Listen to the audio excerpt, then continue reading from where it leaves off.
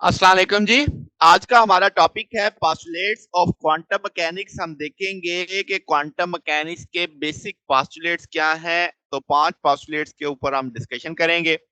तो इनमें से कुछ चीजें हम पिछले चैप्टर्स में पढ़ आए हैं, उनको समरीज की सूरत में, वो जाहिर है वो पोस्टुलेट में तो है, तो उनको समरी की सूरत में मैंने लिखा है। अगर मैं बताता जाऊंगा कि पूरा पूरा टॉपिक उसके ऊपर हमने अपलोड किया हुआ है। तो जनाब, पोस्टुलेट्स ऑफ क्वांटम मैकेनिक्स में जो सबसे पहला पोस्टुलेट है, उसको समझने के लिए पहले तो हमें पता होना, क्लासिकल मैकेनिक्स में जब हम लैग्रांजियन देखते हैं, हैमिल्टोनियन देखते हैं, तो आप किसी भी स्टेट ऑफ सिस्टम को जनरलाइज कोऑर्डिनेट और मोमेंटम, जनरलाइज मोमेंटा की लैंग्वेज में समझते हैं।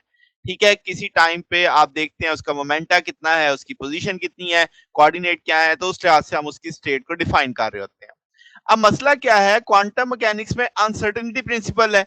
तो आप मोमेंटम और जनरलाइज कोऑर्डिनेट की मदद से उसकी स्टेट को नहीं समझ सकते, आप डिफाइन ही नहीं है। ठीक है, तो इसका मतलब ये हुआ कि क्वांटम मैकेनिक्स में जो स्टेट ऑफ द सिस्टम है, आप उसे स्टेट फंक्शन या वेव फंक्शन की लैंग्वेज में समझा रहे होते हैं।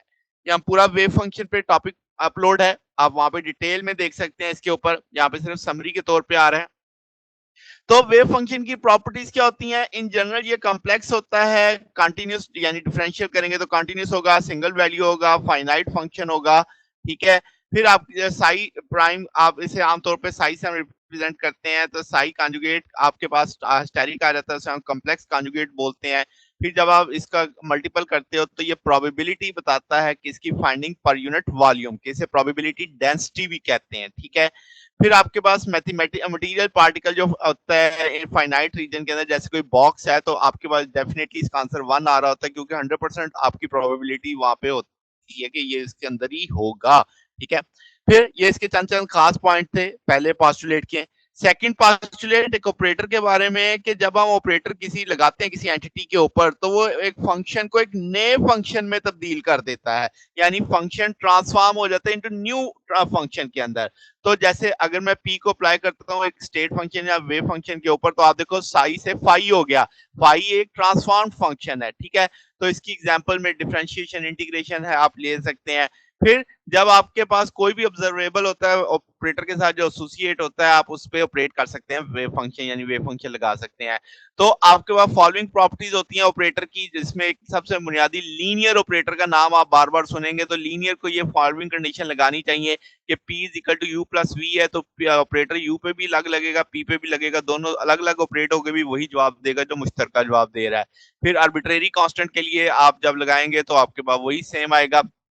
फिर ये हर्मिशियन होगा, यानी आपके पास आर्बिट्रेरी कम्प्लेक्स फंक्शन के लिए u प्लस वी, तो आपके पास ये इस तौर पे लिखा जाएगा। हर्मिशियन ऑपरेटर के ऊपर भी पूरा एक लेक्चर अपलोडेड है, तो आप वहां पे डिटेल में देख सकते हैं। तो पोस्टुलेट के अंदर ये सिर्फ एग्जांपल के तौर पे आया हुआ है यहाँ पे।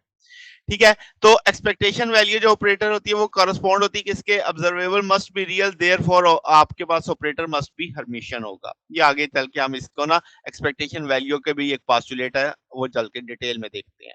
फिर पोस्टुलेट 3 क्या है कि आपके पास पॉसिबल वैल्यूज जो होंगी, यानी ऑपरेटर लगने के बाद जब आप उसकी मेजरमेंट करेंगे, ऑब्जर्वेबल पे लगाएंगे, तो कुछ आइगन वैल्यूज आएंगी। ठीक है, जैसे आप देखो पी ऑपरेटर लगाया साई पे, तो साई के साथ एक कुछ वैल्यू कांस्टेंट मल्टीपल हो रहा है, लैम्डा एन जिसे आप कह रहे हैं। ठीक है, तो ये आपके पास यानी जो लैम्डा एन है, ये हमारी आइगन वैल्यू में शुमार होगा। तो आपके पास जो वेव फंक्शन है उसे कहना चाहिए कि वो सिंगल वैल्यू होगा, और ये इसका जो इंटीग्रल है फाइनाइट आएगा। फिर आपके पास जो पोस्टुलेट है, ये आपके पास डायनेमिकल वेरिएबल जो होते हैं वो क्वांटाइज्ड होंगे, यानी चंद मखसूस आइगन वैल्यूज ही पॉसिबल होंगी, हर आइगन वैल्यू भी नहीं आ सकती। ठीक है, ये सेंस इसमें यहाँ पे समझाई जा रही है। फिर आपके पास पोस्टुलेट 4 है कि जब आपके वेव फंक्शन जिसके जो यानी कि not eigen function of the operator, वो आप रिप्रेजेंट कर रहे हैं किसी को ऑब्जर्वेबल पी को सिस्टम के साथ, तो उसकी जो मेजरमेंट है पी की आइडेंटिकल सिस्टम है, तो वो वेरियस पॉसिबल वैल्यूज देगा। इसका मतलब एक ऑपरेटर एक सिस्टम पे लगाया कुछ आया, दूसरे पे लगाया कुछ आया, तो आपकी जो एक्सपेक्टेशन वैल्यू है ऑब्जर्वेबल पी की, वो इक्वल होगी किसके? एवरेज वैल्यू जो उसकी आ रही है। अब अगर आप एवरेज वैल्यू कैसे देंगे? लेट्स से हमारे पास गिवन सिस्टम का स्टेट आप साइज से रिप्रेजेंट कर रहे हैं, उसकी जो एक्सपेक्टेशन वैल्यू है यानी mean of the sequence measurement, वो आप कैसे निकालेंगे? या आप उसके साथ एवरेज का सिंबल डाल देंगे ऑपरेटर के साथ, आप डालेंगे साइज स्टेरिक पी साइड डीटा, ऊपर साइज स्टेरिक साई इंटू डीटा आ जाएगा। आप इस तौर पे भी इसे लिख सकते हैं। ठीक है, तो क्योंकि इसकी वैल्यू तो 1 आ जाएगी ना इन गिवन कंडीशंस के अंदर। अब आपके पास पॉस्टुलेट है कि जो टाइम वेरिएशन होता है क्वांटम मैकेनिकल स्टेट फंक्शन या वेव फंक्शन का, वो आप टाइम डिपेंडेंट श्रोडिंगर इक्वेशन से देखेंगे। अगला लेक्चर हमारा इसी के ऊपर है, डिटेल में आप श्रोडिंगर वेव इक्वेशन को ड्राइव करने वाले हैं। तो एच साई क्यू टी आ जाएगा, आयोटा एच का D psi Q T by D T आ जाएगा। तो एच यहाँ पे हैमिल्टोनियन को शुमार कर रहा है, ठीक है।